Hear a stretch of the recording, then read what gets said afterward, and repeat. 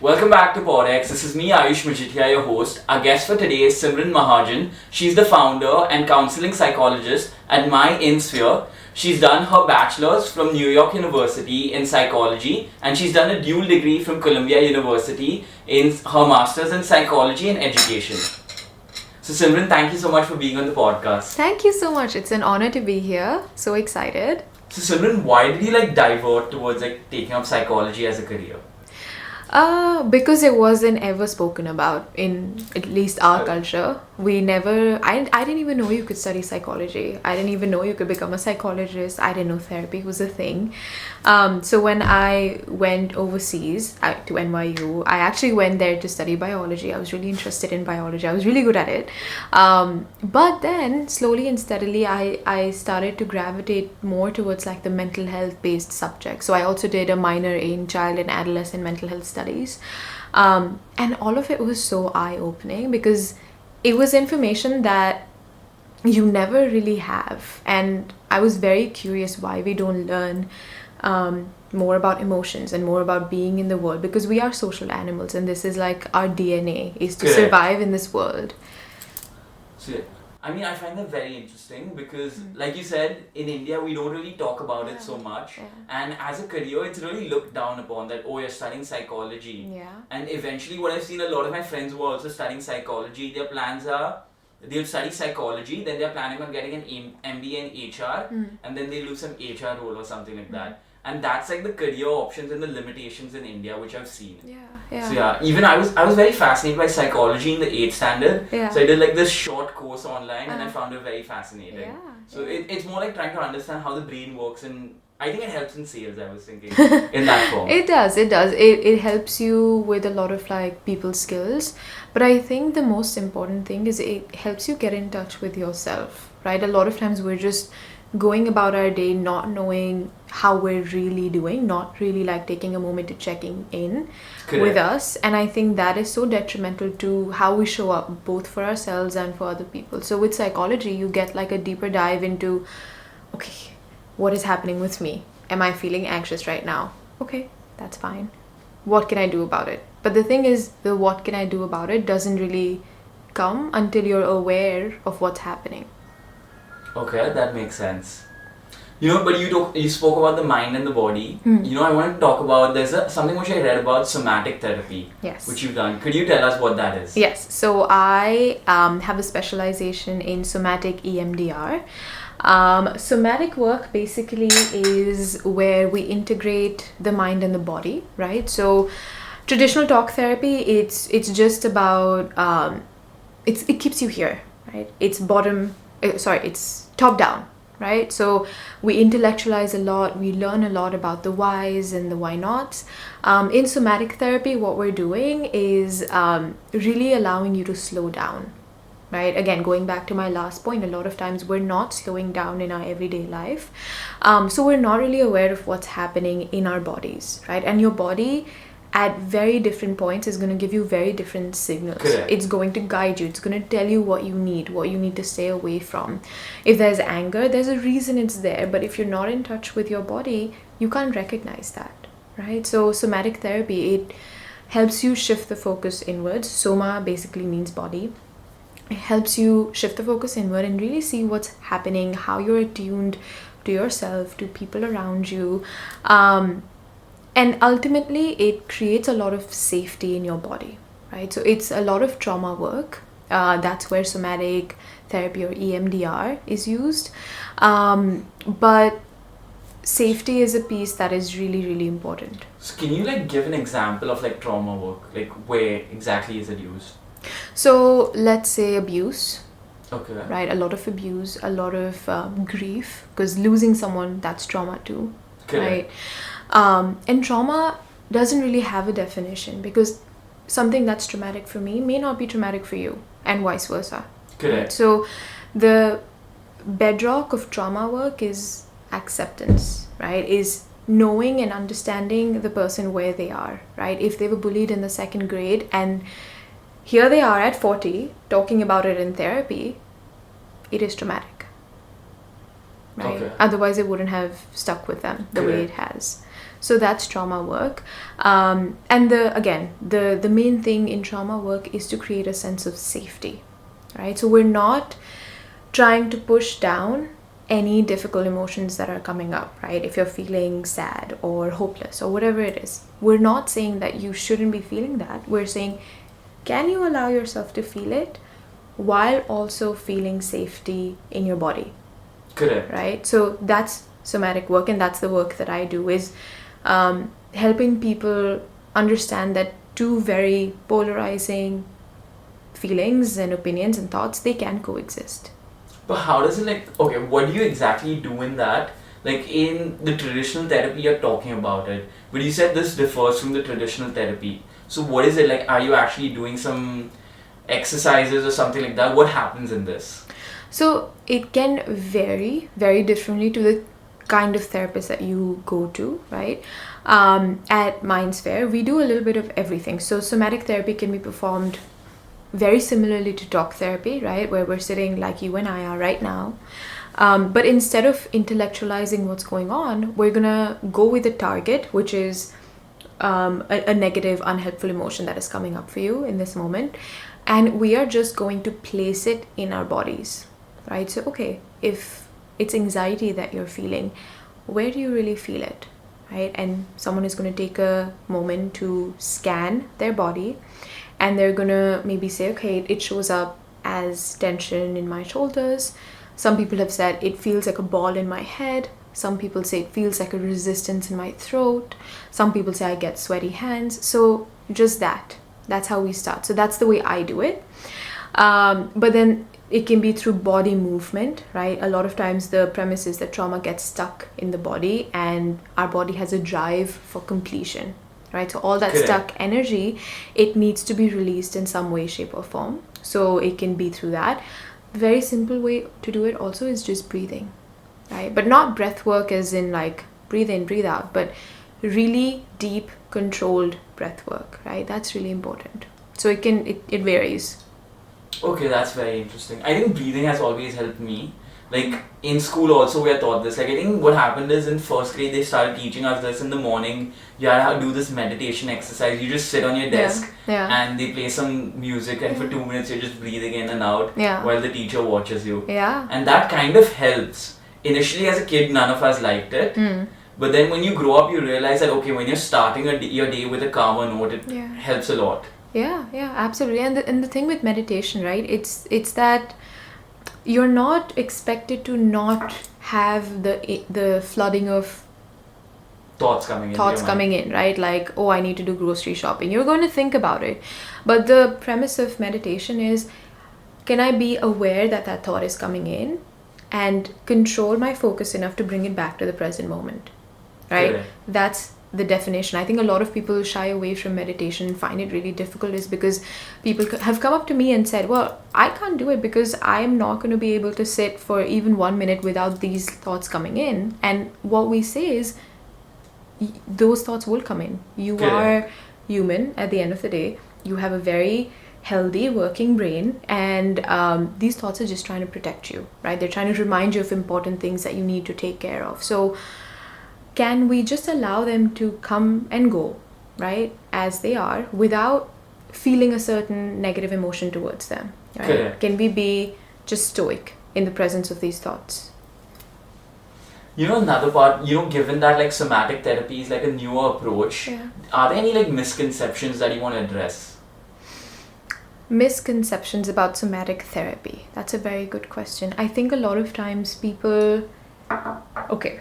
The one that comes to me all the time is, I'm going to go to one session of somatic therapy and it's all going to be fixed, right? People have come to me and said, well, Diwali is coming up, so I need all my childhood trauma healed and somatic therapy is the way to do it. So even if somatic therapy is a little bit faster than traditional talk therapy, but only because it really allows you to feel, it helps you learn how to feel your feelings. Even then, it takes a while. Correct. Right? And it's not as if the first session you're coming in and we can just jump into doing all the somatic work and all the trauma work, because your body isn't going to feel safe actually the opposite is going to happen, because your body has lived 30, 40 years, 20 years, 18 years, 10 years, developing certain coping mechanisms that keep you safe. Are they helpful? Maybe not. But are they keeping you safe in some way? Yes. So if the first session someone is walking in and I'm doing all of this work really, really quickly with them, those parts of them that have developed those coping mechanisms, they're going to feel so threatened and defensive, right? And then this person isn't coming up for the second session again, right? Because their experience was so horrible because of the inner conflict that was happening, right? So that's something to keep in mind, everyone. When you're coming into therapy, right? Please come in with realistic expectations, right? We're here to do the best for you. We're not going to make you do something that is going to make your situation worse. And if you Correct. are too quick with trauma work, right? If you're too quick to make all the defenses go away, they're going to come up in even more dangerous ways, right? We don't want to flood someone. We're slowly going to build your window of tolerance, and we're going to work within the window of tolerance that you're already coming in with. Correct. I find that like a very powerful relationship between the mind and the body. It's like a very powerful connection, so I love that. Yeah, But speaking of powerful connections, I want to talk about relationships. Okay. So how do relationships impact our health, both like physically and mentally? Okay. In so many ways, in all the ways ever, right? There was this scientific research that was done that says if you're feeling excluded, if you're feeling lonely, it can have the same effect on your mind and your body as if you were going through real pain, like a real injury, right? So that's how crucial social relationships are to humans. So it is the bedrock of everything that we're doing, right? If you've had a conflict with your partner or your family, right? It's always going to be running in the back of your mind, right? So it has an impact on almost everything that you do. Okay. So what do you think are some common psychological wait, I'll just look over here and say this. It's okay. Issues arise. So what do you think are some common psychological patterns that arise in relationships, and how can people work it out in therapy? Okay, very, very loaded question. So the thing is, a lot of times, even couples or individuals that have relationship issues that are coming in, they're not realizing how they're showing up in that relationship, right? It's really important to be aware of how you're showing up, Correct. right? How you're being perceived, how something that you're doing is coming across to someone else, and how that might be contributing to the conflict that's coming up, right? A lot of times people aren't doing that. They're just placing blame, right? Also, people lack communication skills by a lot, right? Which is what I've realized. So do I, by the way. Just because I'm a therapist, it doesn't absolve me of anything. So a lot of what I'm going to say here is also based on me, right? Because again, we're not taught. We're not taught how to have healthy relationships, right? We're taught to be in a relationship, but how? Who's ever really told you what a healthy relationship should look and feel like? That's really important, right? Another thing is, again, going back to the body, because I love the integration, but when you're in a healthy relationship, your body is going to let you know. Okay. If you're tuned enough to your body, it's either going to feel safe, even if there's a conflict with this person, because conflicts are going to come up. Your body is going to feel safe around them, right? It's going to feel steady. It's going to feel confident, right? Self-assured. If not, the opposite. Your body's going to tell you that something isn't going right, right? Because I feel some sense of insecurity, something is coming up, right? So your body always tells you. So that's number one, is the way you're showing up. And through therapy, we gain more awareness about that. And that brings me to my second point, right? Whenever we do this work in therapy, the first thing that people often say is, well, I can do all this work here, but they're not doing that, right? So you're sitting here telling me everything that I need to do right, but who's going to tell them, right? But here's the thing. If this is individual therapy, you're here for you. Correct. Right? Your bigger goal is that I want to sustain a positive relationship, right? But have you ever thought who you need to be in order to sustain a positive relationship? You only have control on you, right? You don't have control on how someone else is showing up. It would be ideal if they did that inner work and they showed up for you. And they came together. Right? But this is not an ideal world, unfortunately.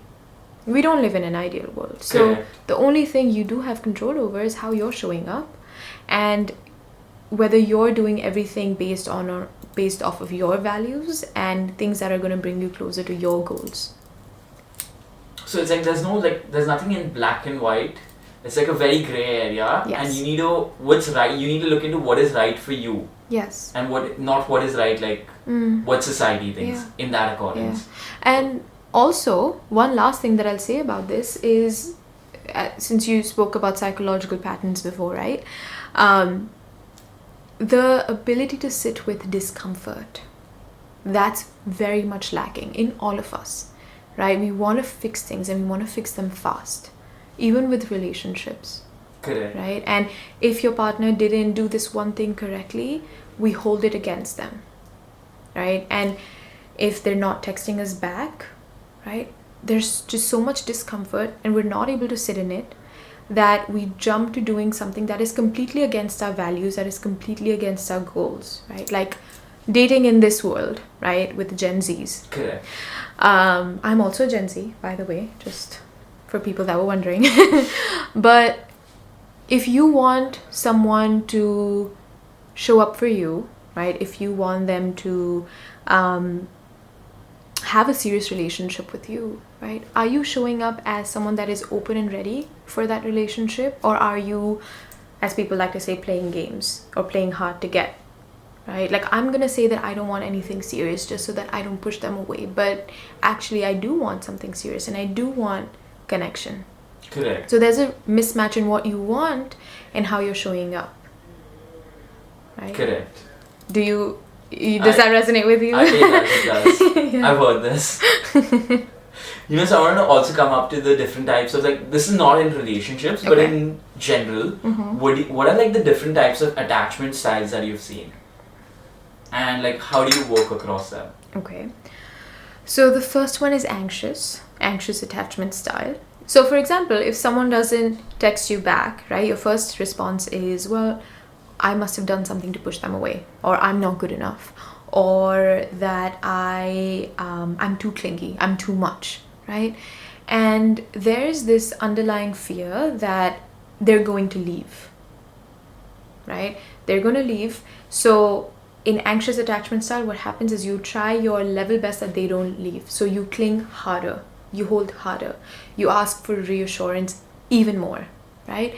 And there's kind of like a push and pull dynamic that then gets created, right? The more you're chasing after them, the more you're trying to control them, the more that you're seeking that validation and reassurance from them, the more they're feeling pressurized, right? The more they feel like they can't give you what you need and you have really high expectations, and the more they feel not good about themselves and the more they pull away, right? So that's the anxious attachment pull and So it's like push. basically the partner over here is feeling like, okay, they are not being good enough, which is why they pull away. Yeah, that could be one of the reasons, right? Okay, that's interesting. Right? Or, so that's one of the reasons. Or the other reason can be, this is too much for me. This is overwhelming, right? And again, the premise is, I don't think I can give you what you need, right? And at the end of the day, you end up feeling bad about yourself. So why would you want to be in a relationship where you feel like you can't deliver what's expected out of you, where every day you feel like you're falling short on something, right? Correct. And then going off of this and also to the second attachment style, it's, let's say the person on the other side is avoidant, right? Then this becomes a problem, because if this person is avoidant, how they're thinking is, I can't trust anyone. Correct. Right? They're avoidant because they have a fear of vulnerability. I can't trust someone. I can't show up for anybody, right? I don't want this connection, because again, the underlying fear is that the person is going to leave. Correct. Right? Makes So sense. there's 4 total attachment styles. The secure attachment is the only one where you can open up to people, where you can welcome vulnerability, because you know that the person isn't going to leave. And even if they do, you know that yes, I'm going to be hurt, but also I'm going to be okay.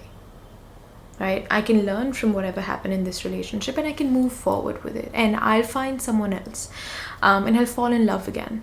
Right? That's secure. But all the other three, so there's anxious, there's avoidant, and then there's disorganized. Disorganized is where you fluctuate between the anxious and then the avoidant.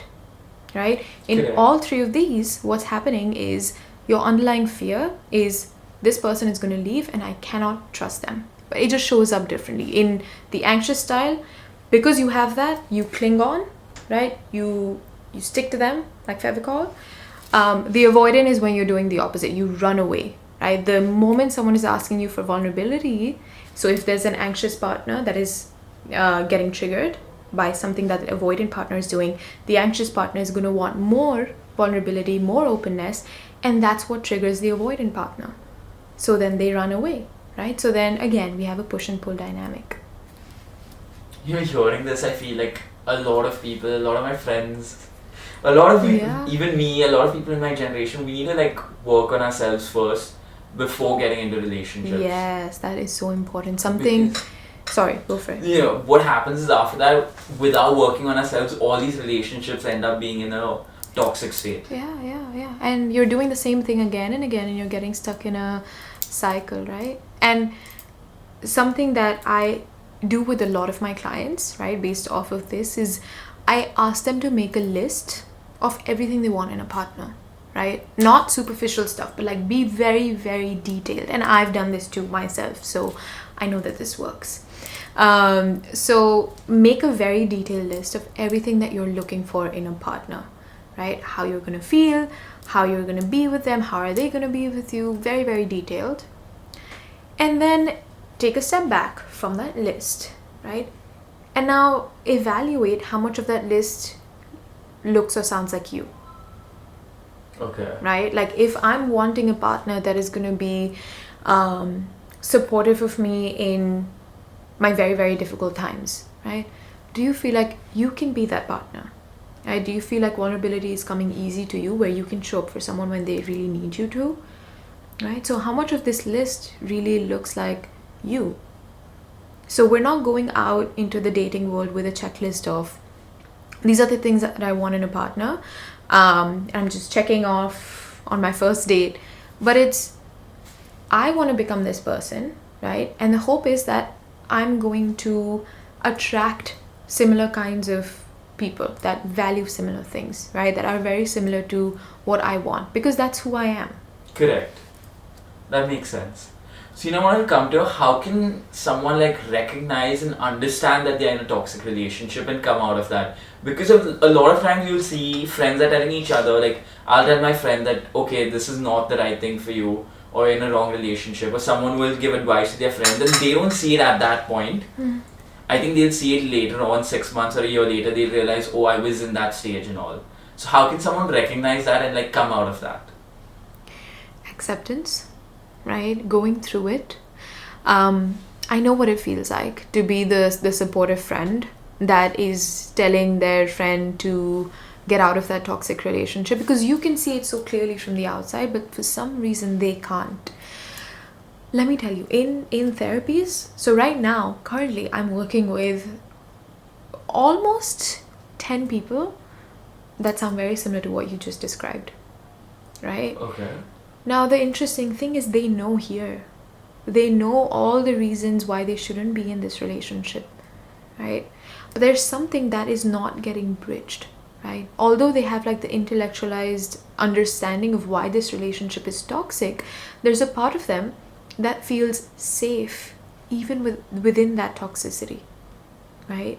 Maybe because it's familiar, right? Maybe because the role that they have to take up in that relationship, let's say a caregiver, right? It's very, very familiar. Again, let's say because in childhood, something similar happened, right? Where their needs were neglected, where they had to be an adult even at the age of 5, where they had to be the caregiver of their family even at the age of 5.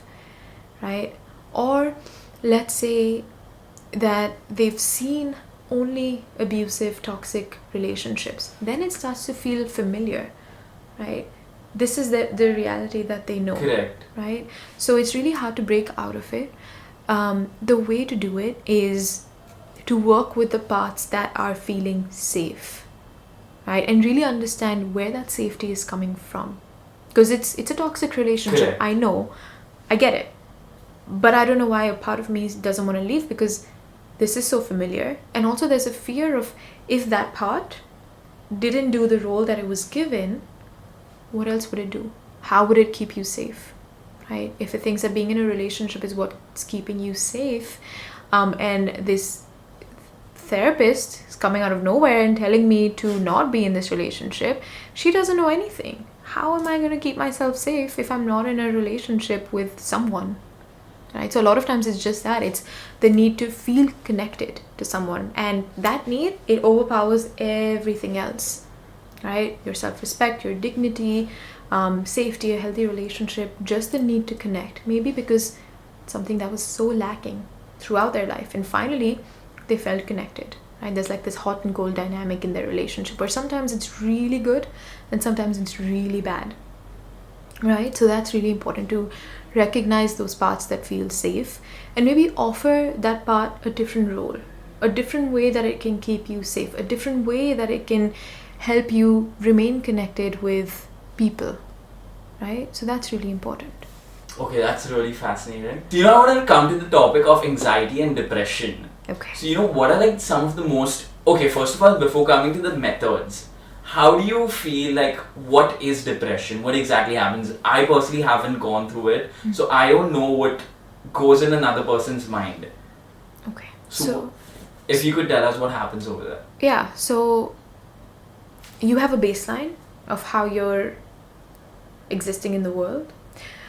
Think of depression as a low, right? Okay. So you don't want to get out of bed. You're not interested in things that were interesting before. You're not as social. So if you were social, you're not social anymore.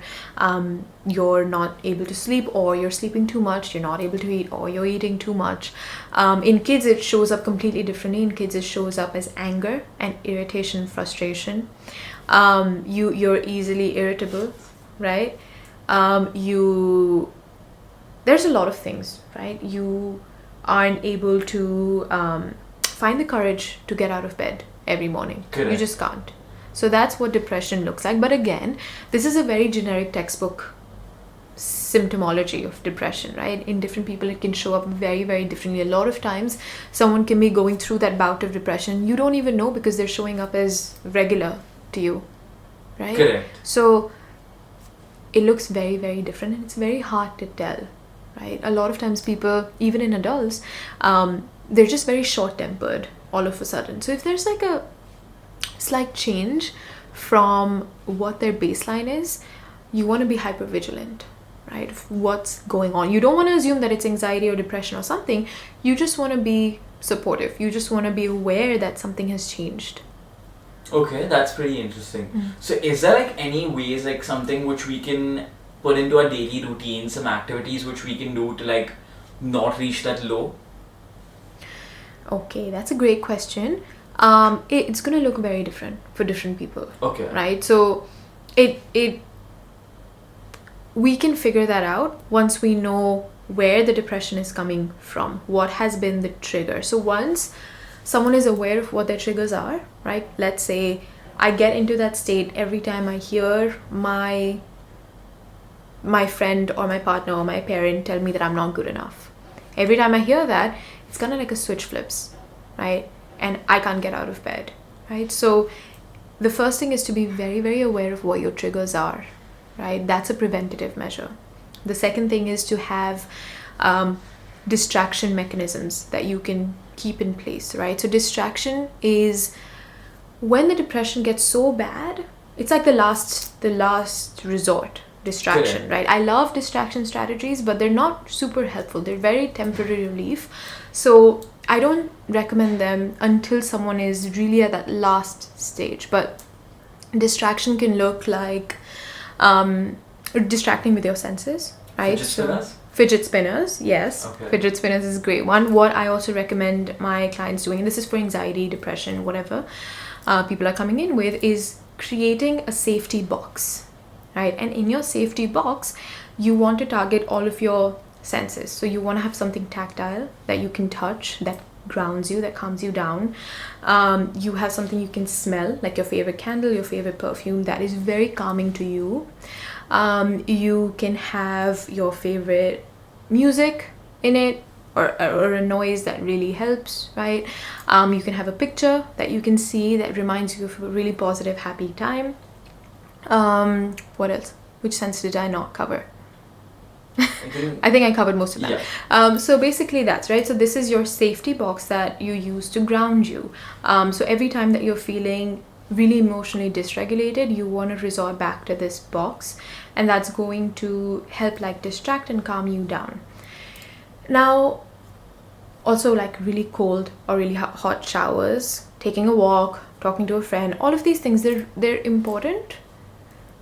But I don't really recommend distraction, because then you're really never getting to the root cause of what's happening and why it's happening, right? So use it to your discretion, last resort, right? Before that, we don't want to suppress those emotions, right? Remember what I said in the beginning, it's really important to teach your body that feeling anxiety doesn't mean that something bad is happening. Correct. Right? This is a biological response that we have. Anxiety is there for a reason. It's telling us that something in our environment is not safe for us. Right? So what we want to do is very easy. And this is about anxiety. Correct. You can scan your environment. Like, let's say I'm on a podcast right now, I'm talking to you, but I can sense that I'm feeling really anxious, right? Now, can I look around myself and see, okay, am I in real danger? Is there a lion chasing me? Is there a threat to my well-being in this moment? I don't think so. I don't think this plant is going to eat me. I don't think you're going to kill me. So do that, right? Evaluate your surroundings and tell your body that you're safe, right? And how you do that is through controlled breathing, right? So the moment that you're feeling that anxiety, I'm not saying that I shouldn't feel anxiety. Correct. It's there to keep me safe, right? It's like a warning sign that, okay, something is happening. Now, what you do with that warning sign, that's important. You can either use that warning sign to shut off, and I'm like, I don't want to do this anymore, I'm going home, this is too much, right? And you don't fulfill your responsibilities. Or you're like, okay, can I experience this anxiety in my body? I feel like a heaviness in my chest.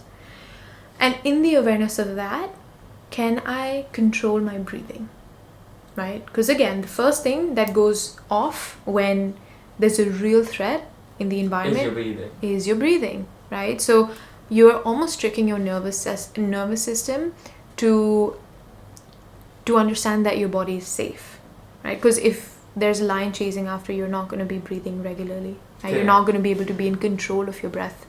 So when you're doing that, you're creating a sense of safety. So that's important. So distraction is important. Creating a sense of safety, that's important. Being in therapy, right? And understanding your triggers and why these things are coming up, right? What parts are being activated, why they're being activated. That's really important. Okay, but I want to talk about anxiety. Do you think anxiety levels are rising because of modern societal pressures, like, social media or work-life balance and all that stuff? Absolutely. Absolutely. I think all of what you said, and I think they're also coming to the surface now, because there's vocabulary to identify it. That's what I think, right? I don't think it's something that is just happening right now, right? As I said, anxiety is a very biological response. It's not as if it's there now and wasn't there 100 years ago. Right? It just looked different back then. It just looked different, and it showed up differently because people didn't have the vocabulary to express it, to identify it, and to share it. Now we do, so now we know what we're feeling in our stomach. It's anxiety, right? And I'm so excited to see how in the future this is going to evolve even more, right? It's just an evolution. It's not a discovery. It's not a invention, right? Correct. It's a discovery. So it's always been there. It's just got its recognition now. But yes, what you said is really true. Then now we have a lot of triggers in the environment that can set off that anxiety maybe more quickly, right? Correct. Given the context that we live in, though, right? But think about it. 100 years ago, yes, there were no phones, there were no like social media stuff going on, but there was still anxiety. And maybe at that point there was this real threat of danger, right? Because people didn't have Tribes homes. attacking each other. Yeah, tribes attacking each other. So there was always anxiety. It just looked different. It had a different context in which it showed up, and it showed up differently. Okay. When you spoke about the future, so there's this like one question that's always fascinated me. What do you think will happen with AI coming in now? Because I was watching this movie trailer recently. What's happened is a girl has a breakup and she's in depression. Then she uses this AI chatbot who acts like a friend and all that stuff, starts interacting with that chatbot and all that stuff, and she kind of like gets completely inside it. And there are companies that are developing that. So what do you think about the whole system of that? Do you think it's going to make it worse or better also? I think nothing can replace human connection, right? People are coming into therapy to feel seen and heard and accepted and understood and connect with a real person. So again, by saying this, I'm not against technology, guys. I'm also a Gen Z, second time I'm saying this. But it's going to be helpful for immediate crisis response. I think it can be so powerful for immediate crisis response, right? If someone is going through a really bad bout of depression, they can hop on to this AI assisted tool and they can get like instant help. Great. But I think for the development that people come to therapy for, human connection is really at the crux of it, right? Correct. How I'm looking at you, how I'm leaning forward to speak to you, how I'm feeling like I'm sure you think that I'm interested in what's happening Correct. here, right? But if there was a bot sitting here instead of me, you probably wouldn't feel that sense of connection, right? And therapy is developed on safety. And there's just some very minuscule human behaviors, human tendencies that a machine cannot pick up on, right? Like how many times I'm nodding my head, my verbals, my non-verbals. So if it can do that, great. But as of today, I'm very skeptical that a machine can replace a human. If it happens, it's going to be very scary. Yeah. Because also I know the movie that you were talking about, even in that, right? There's a lot of these big companies that are taking advantage of our data. Correct. Right? So how safe and how confidential are your therapy sessions really going to feel if you choose to go down the AI route? Right? How do you know that they're not really using your information against you? Okay, that's crazy, thinking about it. Yeah. You know, the last topic which I wanted to cover was, you know, like I've been recently, it's happening a lot of people are talking about it now, is victim mentality. So what is that, and can you explain that? So I think we kind of shed a light on it earlier on, right? When we were talking about not being aware of how you're showing up, right? Victim mentality is when we're very stuck on this, again, this binary right or wrong, black and white thinking, right? I'm right, they're wrong, they're just blaming me for no reason, right? There's no accountability there, right? What we're saying is, can two things coexist, right? Can you, yes, accept and recognize all the ways in which you were wronged, because you were, and we're not invalidating that, right? You were wronged and that was not right, and it should never have happened, right? And if it's if this resonates with the topic that we're talking about, could there be a reason that the conflict got to where it was? What could you have done, right, to make sure that at least your role in it wasn't as much, right? And right now I'm talking about relationships, and I'm not talking about abuse, and I'm not talking about racism, and I'm not talking about sexism. I'm just talking about the basic relationship issues that come up, right? So victim mentality in terms of relationship issues, they're wrong and I'm right. Correct. Right? And they just don't understand all the ways in which they've wronged me. Yes, maybe they have. And now what? Right? What is your goal?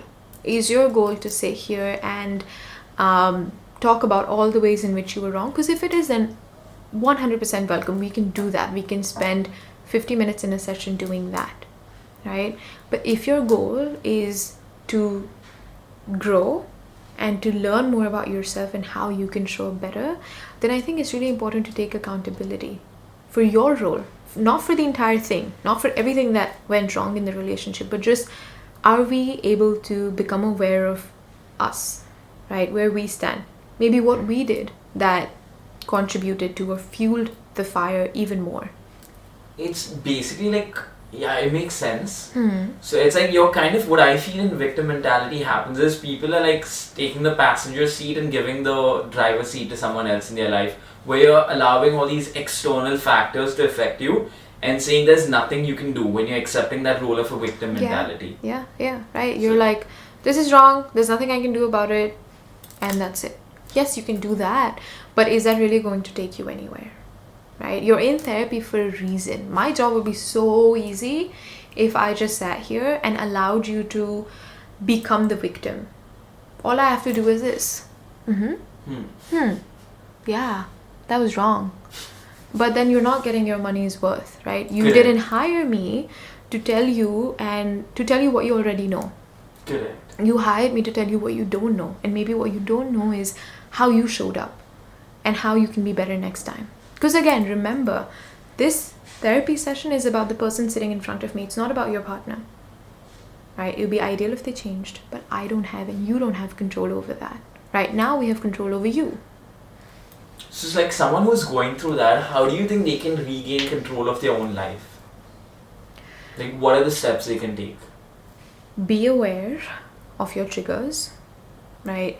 Be aware of moments in your relationship where you feel like you've been hurt, where you feel like you've been wronged. Label those emotions, understand them, allow them to be present, right? Don't suppress your emotions. Allow your emotions to be there. Create a sense of safety with them. Develop communication skills. Set boundaries. This is a very important one, but a very, very difficult one, especially for South Asian people, right? There is no, fun fact, there is no word for boundary in Hindi. Okay. Right? There is literally no word because it's so against our culture of collectivism, right?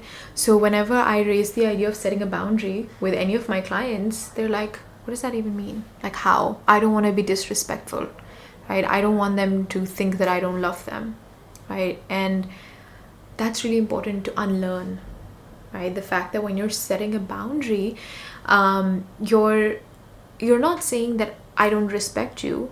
You're saying, I respect you, I see how we're different, but this is just not going to work for me. Is there some other way that we can do this, right? What else can we do if not this? Because right now I can't offer you this, right? Correct. So that's how we regain control, is to understand what we need and express that, right? And share that with other people.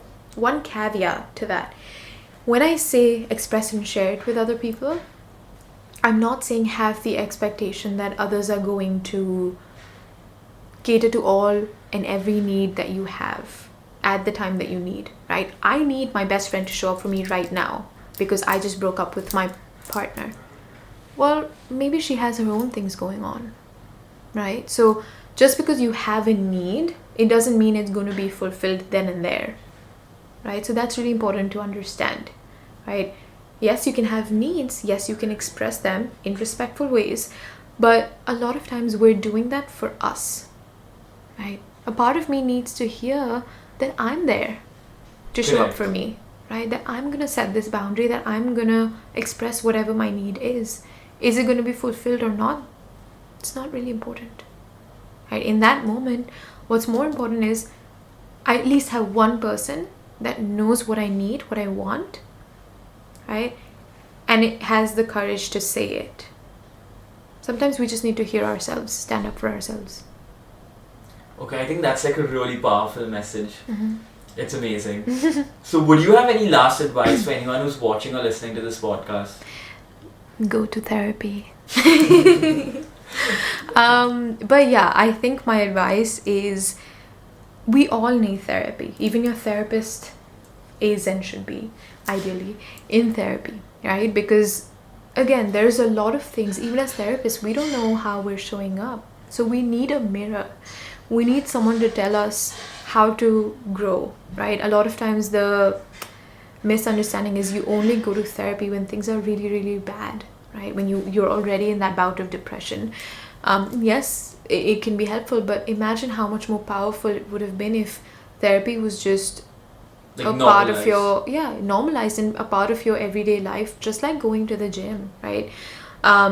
Yes, in the beginning maybe you start going to the gym with a specific goal in mind, but I think over time, for people who are more regular, it becomes like this ingrained thing. Like if they're not going to the gym, they feel like they can't release this energy that's stuck in their body. Correct. Right? It's about feeling like yourself. It's about fulfilling a promise that you made for yourself. It becomes less about the muscles and all of that, right? But it becomes so much more about just showing up consistently each and every day for you, because it just makes you feel good. Correct. Right? And it's the same with mental health, right? It's a muscle that needs to be exercised, and soon enough it's just going to start to feel good to have that outlet, right? That safe space where you can both share what's going on, and you can get feedback, right, on what to do now. Correct. That's really interesting. Thank you so much for being on the Thank you. podcast. It was amazing having you. Amazing. Thank you so much. I am so glad that you gave me this opportunity, and I hope that this was helpful. It was. I loved this episode. Amazing. Thank you so much. Thank you. Bye.